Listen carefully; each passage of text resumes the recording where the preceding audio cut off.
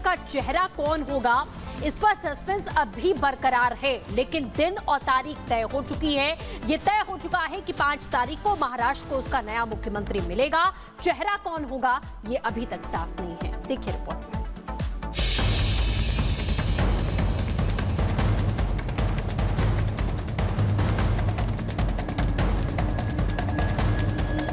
महाराष्ट्र में सब कुछ तय हो गया है और जनता को जल्द नई सरकार मिलने वाली है। तारीखों के ऐलान के साथ ही एनडीए ने नई सरकार के शपथ की तैयारी भी शुरू कर दी है। लेकिन चेहरा कौन होगा, इस पर अभी भी सस्पेंस बरकरार है। 5 दिसंबर शाम 5 बजे आजाद मैदान, यही वो तारीख, समय और वेन्यू है जब महाराष्ट्र के नए मुखिया शपथ लेंगे। प्रधानमंत्री नरेंद्र मोदी की मौजूदगी में महाराष्ट्र की नई सरकार अपना कामकाज संभालेगी। लेकिन कौन होगा महाराष्ट्र का नया मुख्यमंत्री, इस पर सस्पेंस बरकरार है। हाँ, इतना तय है कि सीएम बीजेपी का ही होगा। आमच्या महायुतीचं सरकार स्थापन करायचं एवढा निर्णय झाला। भाजपचा मुख्यमंत्री होईल तोही निर्णय झाला। महायुति सरकार का शपथ ग्रहण समारोह माननीय पंतप्रधान नरेंद्र मोदी जी के उपस्थिति में मुंबई के आजाद मैदान पर 5 दिसंबर 2024 को 5 बजे होगा। मैं महाराष्ट्र की जनता को बहुत बहुत शुभकामनाएं देता हूं। जिस नाम को लेकर सस्पेंस बरकरार है और जिसका सबको इंतजार है, उसके नाम का ऐलान बीजेपी विधायक दल की बैठक के बाद होगा। बीजेपी विधायक दल का नेता बनने के बाद उसके नाम पर एनडीए की मोहर लगेगी। लेकिन जानकारी के मुताबिक देवेंद्र फडणवीस सीएम रेस में सबसे आगे है। तो सवाल ये कि क्या शिंदे मान गए हैं? सवाल ये भी, क्या शिंदे डिप्टी सीएम बनेंगे? हालांकि इस पर सबकी चुप्पी है। वहीं सरकार गठन में देरी को लेकर महायुति पर विपक्ष हमलावर है। शरद पवार ने महायुति गठबंधन पर बड़ा हमला बोला है। उन्होंने मुख्यमंत्री का ऐलान करने पर हो रही देरी पर सवाल उठाते हुए कहा है, इतना स्पष्ट बहुमत मिलने पर भी नई सरकार नहीं बन रही क्योंकि उनके मन में डर है। सरकार का क्या भविष्य है ये समझा जा सकता है, लेकिन इससे साफ है कि लोगों का असंतोष हो या बहुमत, ये कोई मायने नहीं रखता। इनके लिए सिर्फ सत्ता ही सबसे अहम है। तारीख और समय विपक्ष के तमाम आरोपों के जवाब है। हालांकि अमित शाह ने फडणवीस के हाथ में गुलदस्ता थमाकर इससे भी साफ संकेत दे दिया है। बाकी तो महज औपचारिक ऐलान है। Bureau report, Republic Bharat. और कोमल हमारे साथ ग्राउंड जीरो से जुड़ गई हैं। कोमल, तारीख तय हो गई है, शपथ ग्रहण समारोह की तैयारी की जा रही है और इसके अलावा सरकार किसकी बनेगी ये भी साफ है, लेकिन मुख्यमंत्री कौन होगा, सबसे बड़ा सवाल। बिल्कुल, लगातार सीएम के चेहरे को लेकर के सस्पेंस तो बना हुआ है, लेकिन इस बीच बात करें तो जिस तरह से आज एकनाथ शिंदे ने प्रेस कॉन्फ्रेंस करके बाकायदा उन्होंने एक तरह से ऐलान तो कर दिया है कि बीजेपी की ये बैठक बहुत ही जल्द होगी। क्योंकि टेक्निकली समझे तो देखिए, अब सबसे पहले यहाँ पे पर्यवेक्षक पहुंचेंगे। पर्यवेक्षक की निगरानी में यहाँ पे बीजेपी के विधायक दल की बैठक होगी, इसमें विधायक दल का नेता चुना जाएगा। उसके बाद यहाँ पे महायुति की बैठक होगी। यानी 5 दिसंबर को देखिए शपथ ग्रहण समारोह का आयोजन है, लेकिन उसके पहले देखिए ये पर्यवेक्षक यहाँ पहुंचेंगे, बीजेपी की बैठक होगी। बैठक में जो है सीएम के चेहरे पर मुहर लग सकती है। साफ तौर पर आज एकनाथ शिंदे ने भी कह दिया है कि देखिए जो भी मंजूर होगा, पार्टी जो भी फैसला लेगी उसको पूरी तरह से जो है शिंदे गुट की तरफ से सपोर्ट मिलेगा। लेकिन इस बीच अगर हम आपको बात करें तो एक बार फिर से देखिए, मुंबई में जब से ही शपथ ग्रहण समारोह का ऐलान हुआ है, हलचल पूरी तरह से बढ़ गई है। क्योंकि इसके पहले एकनाथ शिंदे की बात करें तो वो अपने पैतृक गाँव गए थे, उनकी थोड़ी तबियत खराब थी, लेकिन आज वो अपने पैतृक गाँव से वापस थाने पहुंचे हैं। अभी आपको जो तस्वीरें हम दिखा रहे हैं, ये देवेंद्र फडणवीस के घर के बाहर की तस्वीरें दिखा रहे हैं, जहां पे देखिए ये जो जानकारी मिल रही है कि अब कुछ ही देर में देवेंद्र फडणवीस जो है वो थाने जाएंगे। सीएम जो केयरटेकर सीएम है एकनाथ शिंदे, उनसे मुलाकात करेंगे, उनसे उनका हालचाल जानेंगे।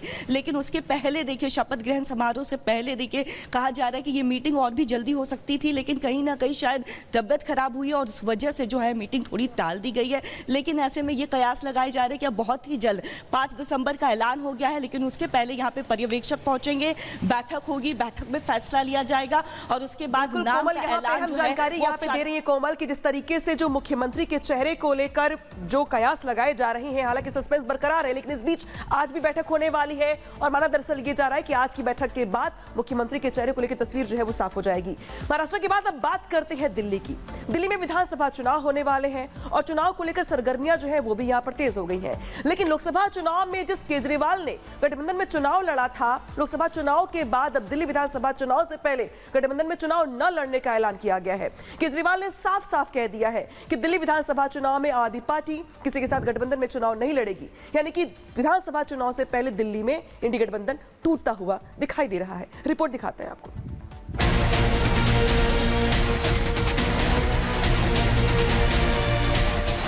देश की राजधानी में विधानसभा चुनाव की गूंज शुरू हो गई है। तारीखों के ऐलान से पहले ही दिल्ली में सियासी दंगल शुरू हो गया। हर कोई बाजी मारने में लगा है, लेकिन चुनाव से ठीक पहले कैसे इंडिया अलायंस को बड़ा झटका लगा है, तो वहीं केजरीवाल ने अपने दांव चलने भी शुरू कर दिए। तो कहीं न कहीं आम आदमी पार्टी फंसती भी नजर आ रही है। उसके पीछे है ये 3 घटनाक्रम। गैंगस्टर से आप नेता नरेश बाल्यान का कनेक्शन सामने आया है, तो वहीं केजरीवाल पर उनकी यात्रा के दौरान लिक्विड अटैक किया गया है और इसके साथ ही केजरीवाल ने ऐलान कर दिया है कि आम आदमी पार्टी और कांग्रेस के बीच चुनाव में कोई गठबंधन नहीं होगा। सबसे पहले समझ लीजिए कि कैसे इंडी गठबंधन में साथ होकर भी अब आम आदमी पार्टी और कांग्रेस की राहें अलग अलग होने जा रही हैं। केजरीवाल ने विधानसभा चुनाव के लिए कांग्रेस के साथ किसी भी तरह के गठबंधन से इनकार कर दिया है। तो विधानसभा चुनाव की अब सुगबुगाहट शुरू हो गई है, गठबंधन की लगातार बातें चल रही हैं, तो क्या दिल्ली में कोई गठबंधन नहीं होगा? आखिर इंडिया गठबंधन का हिस्सा होकर भी आम आदमी पार्टी कांग्रेस से अलग होकर चुनाव क्यों लड़ना चाहती है, वो भी तब जब लोकसभा चुनाव में दोनों ने साथ मिलकर ही चुनाव लड़ा था। दरअसल अरविंद केजरीवाल हाल के चुनावों से सबक लेकर आगे बढ़ रहे हैं। उन्होंने हरियाणा चुनाव और महाराष्ट्र विधानसभा चुनाव के नतीजों में कांग्रेस का प्रदर्शन देख लिया है। उसके अलावा केजरीवाल के कांग्रेस का हाथ छोड़ने की एक बड़ी वजह है उसका वोट बैंक, क्योंकि कांग्रेस का वोट शेयर दिल्ली में लगातार घटता जा रहा है। साल 2013 के चुनाव की बात करें तो उस समय कांग्रेस का वोट बैंक 25% था। उसके बाद 2015 में विधानसभा चुनाव हुए, तब ये घटकर 10% रह गया और 2020 के चुनाव में कांग्रेस का वोट शेयर दिल्ली में सिर्फ 4.25% रह गया। यानी कांग्रेस की दिल्ली में घटती ताकत ही केजरीवाल को उससे दूर कर रही है, क्योंकि सीटें बांटने से अच्छा है केजरीवाल चाहते हैं कि बीजेपी से ही 2-2 हाथ किए जाएं। क्योंकि बीजेपी ने अपनी तैयारी भी तेज कर दी है। चुनाव संचालक समिति का मंथन है, जिसमें चुनावी तैयारियों पर जोर दिया जा रहा है। 8 दिसंबर से पार्टी पदयात्रा भी निकालने की तैयारी में है। यानी दिल्ली में मुकाबला गठबंधन में नहीं, बल्कि केजरीवाल बनाम कांग्रेस बनाम बीजेपी होने वाला है। भ्रष्टाचार जो आम आदमी पार्टी ने किया है, उसकी वजह से रोडों में गड्ढे हैं। आज जिस तरीके से आप पानी की बात करते हैं, अगर आप आएंगे तो आपको पता चलेगा कि लगातार आधी से ज्यादा जो दिल्ली है उसको गंदा पानी सप्लाई किया जा रहा है और उसके लिए जिम्मेदार कौन है? तो ये जरूरत है कि जो रेवडियो की बात करते हैं वो सड़कों पर आए और मैं चैलेंज कर रहा हूँ। कुछ दिन पहले तक लोकसभा चुनाव में जहां 7 में से 7 सीट हारे, कांग्रेस और आम आदमी पार्टी दोनों मिलकर चुनाव लड़े थे, तब उनका रिश्ता था हम साथ साथ है। आज वो रिश्ता बन चुका है हम आपके हैं कौन। यही तो मैं कह रहा हूं कि इंडी अलायंस में no mission no vision, only अपना अपना एम्बिशन, थर्स्ट फॉर पोजीशन और मोदी के खिलाफ ऑब्सेशन। इंडी गठबंधन दिल्ली में एक भी लोकसभा सीट नहीं जीत पाया था। ऐसे में केजरीवाल कोई रिस्क नहीं लेना चाहते हैं। ऊपर से भ्रष्टाचार के जाल में फंसी आपको और भी कई टेंशन है। ऐसे में खुद जेल से निकलकर केजरीवाल ने पहले सीएम पद छोड़ा और फिर यात्रा पर निकल गए, ताकि वोट बैंक को टूटने से बचाया जा सके। लेकिन जनता के गुस्से की तस्वीर सामने आ गई। केजरीवाल पर यात्रा के दौरान एक शख्स ने उन पर लिक्विड अटैक कर दिया। अब आम आदमी पार्टी इसे भुनाने में लगी है और बीजेपी पर हमले का आरोप मढ़ रही है, तो बीजेपी और कांग्रेस इसे सियासी स्टंट करार दे रही है।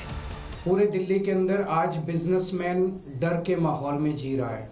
उसे फिरौती की कॉल आती है, अगर वो फिरौती नहीं देता तो थोड़े दिन के बाद उसके दुकान के सामने शूट आउट हो जाता है, एक मैसेज देने के लिए, संदेश देने के लिए कि अगर तूने नहीं किया तो तेरे साथ कुछ भी हो सकता है। ये राजनीतिक नौटंकी है, हताशा है, निराशा है जो दिखाई देती है कि जमीन खिसक चुकी है, कोई चाल काम नहीं आ रही है, तो ये घिसी-पिटी चालें निपटाएंगे। इस वाक्य को इतनी बड़ी घटना बताई जा रही है कि जानलेवा हमला हुआ है, स्पिरिट फेंका गया है, तो कहीं ना कहीं मैं पूछना चाहूँगी कि हो सकता है, क्योंकि हमने पास्ट में भी देखा है कि शायद ये खुद से भी आम आदमी पार्टी ने किया हो ताकि चर्चा में रहें। चुनाव आ रहे हैं तो आप जानते हैं कि चुनाव के वक्त तो चर्चा में रहना ज़रूरी है।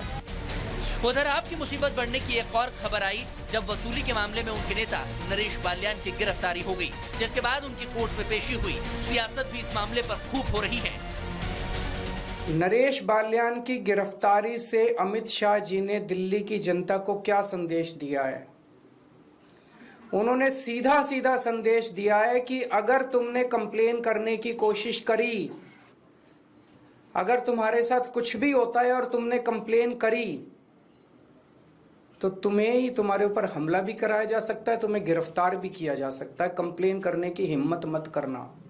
क्या ये वही आम आदमी पार्टी है जो राजनीति बदलने चली थी, खुद बदलती हुई नज़र आ रही है, जिनके अगर जो ऑडियो क्लिप अगर वो उसमें सच्चाई है तो आई थिंक ये बहुत डैमेजिंग है, डिस्टर्बिंग है। दिल्ली में अगर कोई खराब कर रहा है तो आम आदमी पार्टी के विधायक नरेश बाल्यान जैसे विधायक कर रहे हैं। वो एक्सटॉर्शनिस्ट के साथ मिले हुए हैं। अब इसकी ऑडियो तो पूरी देश ने, पूरी दिल्ली ने सुनी है। इसका जवाब दे दे पहले केजरीवाल साहब, उसके बाद लॉ एंड ऑर्डर पे बात करेंगे। तो क्या दिल्ली में अब चुनाव के ऐलान से पहले ही सियासी सरगर्मी यूं ही बनी रहेगी?